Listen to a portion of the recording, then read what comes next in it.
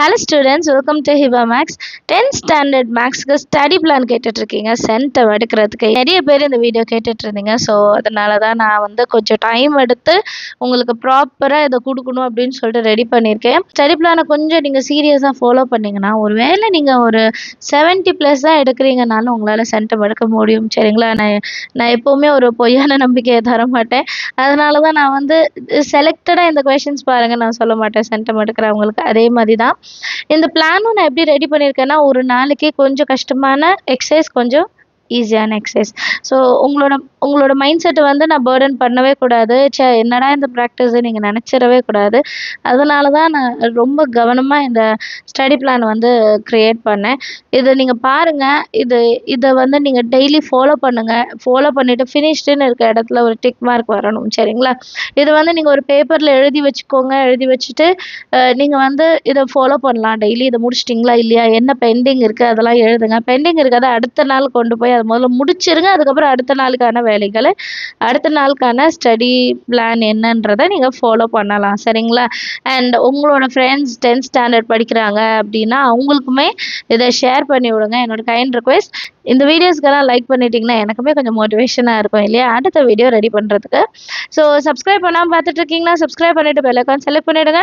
10th board எக்ஸாமுக்கான exam preparation tips எல்லாமே உங்களுக்கு 1 by 1 அப்லோட் ஆகிட்டே இருக்கும். எதுவுமே நீங்கள் மிஸ் பண்ணக்கூடாது அப்படின்னா கண்டிப்பாக பெல் ஐகானை செலக்ட் பண்ணிவிடுங்க.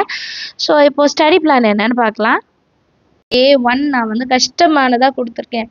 ஏன்னா அதுக்கு டைம் எடுக்கும். லாஸ்ட் டைமில் நம்ம அதை செய்ய முடியாது. ஃபஸ்ட்டே நம்ம அதை செய்யும் போது நமக்கு நிறைய டைம் இருக்கும் நீங்கள் அதை வந்து சால்வ் பண்ணுறதுக்கு, யார்ட்டையாவது டவுட் கேட்குறதுக்கு. ஸோ அதனால தான் ஃபஸ்ட்டே நான் 6.2 and 6.3 and unit exercise 1.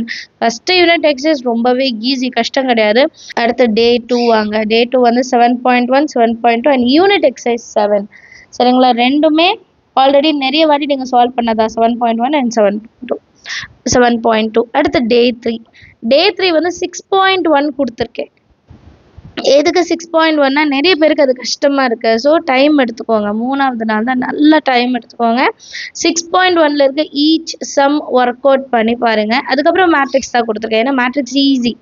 So ஒன்று கஷ்டம், ஒன்று ஈஸி. அப்புறம் யூனிட் எக்ஸசைஸ் 3 நம்ம சால்வ் பண்ணிடலாம். Day 4னா Day 4ல் வந்து 5.3, 5.4 ஓரளவுக்கு கஷ்டமாக இருக்கும். அண்ட் 2.7லேருந்து 2.9. 2.9 வந்து ஸ்பெஷல் சீரீஸ் ஆல்ரெடி பார்த்துட்டோம். அண்ட் ஜிபி பார்ட்டு தான் கொடுத்துருக்கேன், ஏபி பார்ட்டு கொடுக்கல. ஏன்னா இது கொஞ்சம் ட்ரிக்கியாக இருக்கும் அதனால. அடுத்து Day 5 7.3, 7.4 ரெண்டுமே கொஞ்சம் கஷ்டம். அதனால தான் யூனிட் எக்ஸசைஸ் 2 கொடுத்துருக்கேன் செகண்ட் சாப்டர்லேருந்து. Day 6 வந்து 8.3, 8.4 ப்ராபபிலிட்டி ரொம்பவே ஈஸி. ஸோ அதோட யூனிட் எக்ஸசைஸும் முடிச்சிட்டிங்கன்னா உங்களுக்கு ஈஸியாக இருக்கும் டைம். அடுத்து Day 7 8.1 and 2 ஸ்டாட்டிஸ்டிக்ஸ் கொடுத்துருக்கேன். ஸோ ஸ்டாட்டிஸ்டிக்ஸ்க்கு டைம் எடுக்கும்ன்றனால ஃபஸ்ட்டு லெசனோட எக்ஸசைஸை கொடுத்துருக்கேன் 1.1, 1.2. அண்ட் நான் வெறும் எக்ஸசைஸ் தான் கொடுத்துருக்கேன். நான் கொடுத்த எக்ஸசைஸோட எக்ஸாம்பிள்ஸ் வந்து சேர்த்து தான் நீங்கள் சால்வ் பண்ணணும். சரிங்களா? அடுத்து Day 8 3.1லேருந்து 3.7 வரைக்கும். அப்புறம் 6.4 மட்டும் தனியாக கொடுத்துருக்கேன். சரிங்களா? 6.4ல் மொத்தம் 5 கொஷின் தான். எக்ஸாம்பிளோட சேர்க்கும் போது தான் நிறைய இருக்கும். ஸோ அதை நம்ம வந்து இந்த கேப்பில் அதை முடிச்சிடலாம். அடுத்து Day 9 3.8லேருந்து 14 ரொம்ப முக்கியமான ஒரு போர்ஷன். நமக்கு வந்து ஸ்கொயர் ரூட் சம்ஸ்லேருந்து ஆல்ஃபா பீட்டா சம்ஸ் வரைக்கும். அதனால தான் தனியாக அதை மட்டும் கொடுத்துருக்கேன்.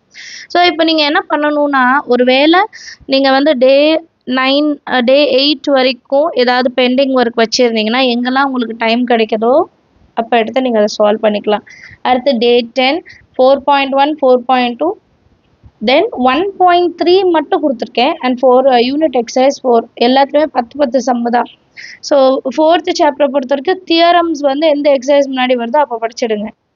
பேலன்ஸ் இருக்கிறதுலையுமே 2 மார்க்ஸ் தனியாக 5 மார்க் தனியாக படிக்கும் போது ஈஸியாக இருக்கும். அடுத்து Day 11 1.4 and 5 ஏன்னா ஃபஸ்ட்டு சாப்டரோட இம்பார்ட்டண்ட் எக்ஸசைசஸ். ஸோ யூனிட் எக்ஸசைஸும் சேர்த்து கொடுத்துருக்கேன் 5th சாப்டரோடது. Day 12 4.3, 4.2 அண்ட் 4.3, 4.4 அப்புறம் 2.1லேருந்து 2.6 அது ஈஸி இல்லையா? ஸோ ஒரு பார்ட் கஷ்டம், ஒரு பார்ட் ஈஸி. அடுத்து Day 13 வந்து 5.1, 5.2 அதுக்கப்புறம் யூனிட் எக்ஸசைஸ் வருது 6. ஏன்னா 5.1, 5.2 ஈஸி தான். ஆனால் unit exercise of 6th chapter வந்து கஷ்டம் கொஞ்சம். அதனால் Day 14 வந்து 1 marks கிராஃப் ஜியோமெட்ரி.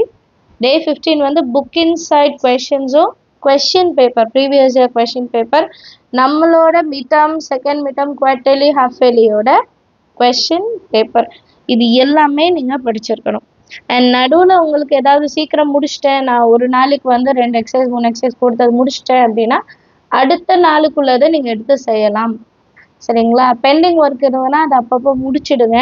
15 days தான் பிளான். ரொம்ப ரொம்ப கரெக்டான ஒரு டைமிங் 15 days. இது வந்து நான் நிறையவும் கொடுக்கல, ஏன்னா நீங்கள் சயின்ஸ் சோஷியலுக்கு ஈக்குவலாக இம்பார்ட்டன்ஸ் கொடுக்கணும். அப்போ தான் நம்ம டோட்டல் இன்க்ரீஸ் பண்ணோம். மேக்ஸ் மட்டும் கிடையாது 10th ஸ்டாண்டர்ட்னா இல்லையா, எல்லா சாப்டரும் எல்லா சப்ஜெக்டும் இருக்குது. ஸோ கிவ் ஈக்குவல் இம்பார்ட்டன்ஸ், எல்லாத்துக்குமே ஈக்குவல் இம்பார்ட்டன்ஸ் கொடுங்க. ஈக்குவலாக இம்பார்ட்டன்ஸ் கொடுக்கும்போது நம்ம டைம் கரெக்டாக இருக்கணும்ல. இப்போ நான் கொடுத்துருக்க பிளான் வந்து நீங்கள் ஒரு 2 hours எடுத்துக்கிட்டா போதும். ஆனால் சின்சியராக அந்த 2 hours இடத்த விட்டு எந்திக்கக்கூடாது. இருந்த இடத்த விட்டு எந்திக்காம 2 மணி நேரம் நீங்கள் வந்து கம்ப்ளீட்டாக ஒர்க் அவுட் பண்ணி பார்க்குறீங்க அப்படின்னா தாராளமாக முடிக்கலாம். ஏன்னா நான் கஷ்டமும் கொடுத்துருக்கேன், ஈஸியானதும் கொடுத்துருக்கேன். ஸோ தட் உங்களால் ஒரு கன்சிஸ்டன்சி வந்து ஃபாலோ பண்ண முடியும். நம்ம ஒரு 2 நாள் ஒர்க் அவுட் பண்ணிட்டுச்சா இது கஷ்டமாக இருக்குன்னு சொல்லிடக்கூடாது. நீங்கள் ஃபைனலாக முடிக்கிற வரைக்கும் இருக்கணுன்றதுக்காக இந்த பிளானை ஒன்று பிரிண்ட் அவுட் எடுத்துக்கோங்க. இல்லைனா லைக் ஒரு சார்ட்லேயோ ஒரு பேப்பர்லேயோ எழுதி சம்வேர் நீங்கள் வந்து எங்கேயாவது வந்து ஒட்டி வச்சுடுங்க. ஸோ தட் அப்பப்போ அது பாருங்கள். டெய்லி நீங்கள் இதை வந்து முடிச்சிட்டிங்களான்னு செக் பண்ணிவிடுங்க. சரிங்களா? ஒருவேளை பேரண்ட்ஸ் பார்த்துட்டு இருந்தீங்கன்னா இதை ப்ரிப்பேர் பண்ணி கொடுங்க. இது ஒரு பேப்பரில் எழுதி கொடுங்க அழகா, இதெல்லாம் செய்யுங்க அப்படின்னு சொல்லிட்டு உங்களோட பசங்களுக்கு வந்து இதெல்லாம் செய்யுங்க நீங்கள் சொல்லலாம். சரிங்களா? ஸோ எல்லா வீடியோஸுமே நம்ம சேனலில் இருக்கும். கிராஃபை தவிர கிராஃப் கூட ஃபஸ்ட்டு கொஷின் இருக்கும். அடுத்த கொஷின் வீடியோவில் ஒழுங்காக காமிக்க முடியல, நான் செய்யலை. பட் அதையுமே ஸ்டில் நான் ரெடி பண்ணிகிட்ருக்கேன். All the very best. நல்லபடியாக ப்ரிப்பேர் பண்ணுங்கள். இந்த ஸ்டடி பிளான் உங்களுக்கு கண்டிப்பாக யூஸ் ஆகும். சரிங்களா? ஸோ இதை ஃபாலோ பண்ணுங்கள், உங்கள் ஃப்ரெண்ட்ஸ் சர்க்கிளையும் ஷேர் பண்ணுங்கள். அண்ட் 10th ஸ்டாண்டர்ட் படிக்கிற பசங்க உங்களுக்கு தெரிஞ்சவங்க இருந்தாலும், பேரண்ட்ஸ் பார்த்துட்ருப்பீங்க, இப்போ உங்கள் ஃபேமிலியில் யாராவது இருந்தாலும் கண்டிப்பாக அவங்களுக்குமே ஷேர் பண்ணுங்கள்.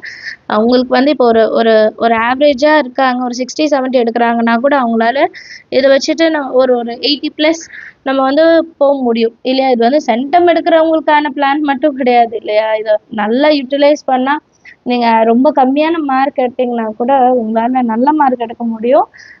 ஸோ ரெகுலராக ப்ராக்டிஸ் பண்ணுங்கள், அதுதான் ரொம்ப முக்கியம். நம்ம என்னதான் ஸ்டடி பிளான் வீடியோஸ் நிறைய பார்த்தாலும் நம்ம அதை சீரியஸாக எடுத்துகிட்டு ப்ராக்டிஸ் பண்ணோம்.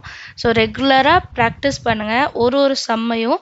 அண்ட் டைம் வந்து மேனேஜ் பண்ணிக்கோங்க. சரிங்களா? மற்ற சப்ஜெக்ட்டுக்கும் வேணும். ரொம்ப நேரமும் எடுக்க வேண்டாம். படிச்சுட்டு டெஸ்ட்டாகவே எழுதி பாருங்கள். கிளாஸ் ஒர்க் பக்கத்தில் வச்சுட்டு எழுதாதீங்க. ஒரு எக்ஸசைஸ் படிச்சுட்டு ஒரு எக்ஸசைஸ் கம்ப்ளீட்டாக டெஸ்ட்டாகவே எழுதி பாருங்கள். செல்ஃபாக கரெக்ஷன் பண்ணி பாருங்கள். மிஸ்டேக்ஸ் வர்றதை மறுபடியும் எழுதி பாருங்கள். அதுதான் வந்து எக்ஸாமில் நம்மளை மிஸ்டேக் பண்ணுறதை விட்டு கொஞ்சம் காப்பாற்றும். சரிங்களா? தேங்க்யூ ஸோ மச் ஃபார் வாட்சிங்.